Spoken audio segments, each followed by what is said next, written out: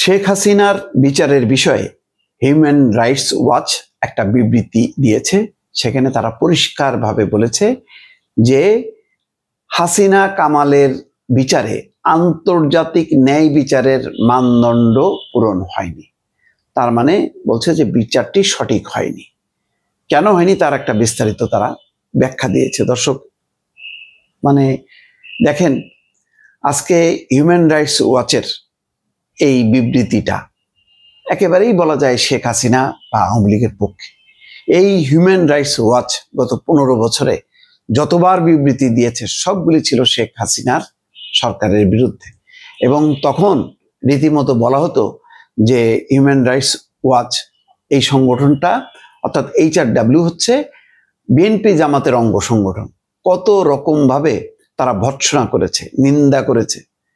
আজকে দেখেন এই প্রতিষ্ঠানই ঘুরে ফিরে আওয়ামী লীগ এবং শেখ হাসিনার পক্ষে চলে আসলো গুরুত্বপূর্ণ একটা বিচারের ব্যাপারে, যে বিচার নিয়ে বাংলাদেশে রীতিমতো তোলপাড় চলছে, নানা রকম আলোচনা চলছে এবং সবগুলো রাজনৈতিক দল, এখনকার অবস্থিত যে রাজনৈতিক দলগুলো আছে তারা এটাকে কংগ্রাচুলেট করেছে। কিন্তু হিউম্যান রাইটস ওয়াচ তার অবস্থান থেকে এটার সমালোচনা করেছে।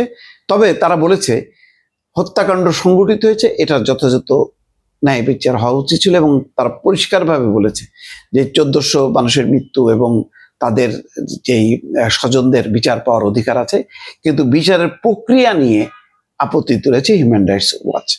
তারা কি বলছে? বলছে যে মানবতা বিরোধী অপরাধে মৃত্যুদণ্ড দেওয়া হয়েছে শেখ হাসিনা এবং কামালকে।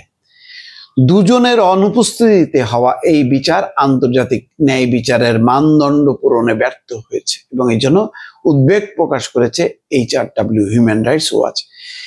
HRW এক বিবৃতিতে বলছে দুজনের অনুপস্থিতিতে বিচার হয়েছে এবং তারা নিজেদের পছন্দের আইনজীবীর মাধ্যমে প্রতিনিধিত্ব পাননি, যা গুরুতর মানবাধিকার উদ্বেগ সৃষ্টি করেছে। মামলার তৃতীয় আসামি সাবেক IGP চৌধুরী আব্দুল্লাহ আল মামুনকে রাজসাক্ষী হিসেবে জবানবন্দির পর সাজা কমিয়ে 5 বছর কারাদণ্ড দেওয়া হয়েছে। সংস্থাটি বলছে 2024 সালের জুলাই আগস্টে টানা 3 সপ্তাহের বিক্ষোভে গুরুতর মানবাধিকার লঙ্ঘন হয়েছে, যেখানে জাতিসংঘের হিসেবে প্রায় 1400 মানুষ নিহত হন। অধিকাংশই নিরাপত্তা বাহিনীর গুলিতে নিহত বিক্ষোভকারী। দীর্ঘ দমনমূলক শাসনের কারণে শেখ হাসিনার বিরুদ্ধে বিক্ষোভ আজও রয়ে গেছে, তবে বিচার অবশ্যই আন্তর্জাতিক মান বজায় রেখে হওয়া উচিত ছিল বলে মন্তব্য হিউম্যান রাইটস ওয়াচের।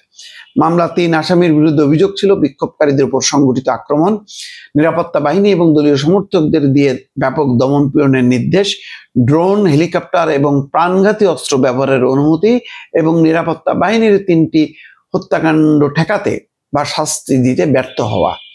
প্রসিকিউশন মোট 54 জন সাক্ষী হাজির করে, যাদের অর্ধেক বিশেষজ্ঞ এবং বাকিরা ভুক্তভোগী বা তার পরিবার। প্রমাণ হিসেবে শেখ হাসিনার কথোপকথনের অডিও রেকর্ড উপস্থাপিত হয়েছে, যেখানে তাকে প্রাণঘাতী অস্ত্র ব্যবহারের নির্দেশ দিতে শোনা যায়। রাষ্ট্রনিযুক্ত আইনজীবী সাক্ষীদের জেরা করলেও অভিযোগ খণ্ডনে কোনো সাক্ষী হাজির করেনি।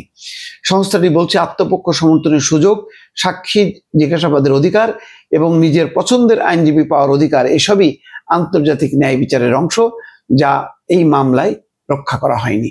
মৃত্যুদণ্ডের কারণে বিচার নিয়ে উদ্বেগ আরো বেড়েছে। 453 পৃষ্ঠার রায়ে বিচারকরা বলেন, রোম স্ট্যাটিউটের 7 নম্বর অনুচ্ছেদকে বিচার কার্যের ভিত্তি করা হয়েছে। ভুক্তভোগীদের সাক্ষ্য আদালতের সিদ্ধান্তে গুরুত্বপূর্ণ ভূমিকা রেখেছে।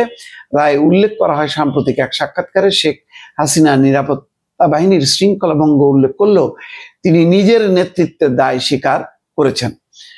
HRW বলছে বাংলাদেশের ইতিহাসে আন্তর্জাতিক অপরাধ ট্রাইব্যুনাল রাজনৈতিক মামলার বিচারে ব্যবহারের অভিযোগ রয়েছে। হাসিনা সরকারের সময় গুম, বিচার বহির্ভূত হত্যা এবং নির্যাতনের ন্যায় বিচার জরুরি, তবে তা অবশ্যই স্বাধীন এবং নিরপেক্ষ প্রক্রিয়ায় হওয়া উচিত। অর্থাৎ বিচারের প্রক্রিয়া নিয়ে তারা মনে করছে যে এটা সঠিক না, কিন্তু বিচারটা যে সঠিক, বিষয়টা যে সঠিক, অর্থাৎ যারা হতাহত হয়েছে তাদের ন্যায় বিচার পাওয়ার অধিকার আছে এবং তার একটা সঠিক বিচার হওয়া উচিত ছিল, এই ব্যাপারে তারা একমত। মৃত্যুদণ্ডের ব্যাপারে তারা একমত না এবং কারো অনুপস্থিতিতে বিচার, যেখানে তাদের কোনো আইনজীবীও ছিল না, এই প্রক্রিয়াকে তারা সমর্থন করছে না। নিশ্চয়ই এই বক্তব্যগুলো আওয়ামী লীগের পক্ষে যাচ্ছে, কিন্তু গত 15 বছরে আওয়ামী লীগ কখনোই WHR এর এই অবস্থানকে, গুম খুন নির্যাতন বিচার বহির্ভূত হত্যাকাণ্ডের ব্যাপারে যত বিবৃতি দিয়েছে প্রত্যেকটা বিবৃতিকে তারা নাকচ করেছে। আজকে তাদের লজ্জা পাওয়া উচিত হিউম্যান রাইটস ওয়াচের এই বক্তব্য বা বিবৃতি পাওয়ার পর।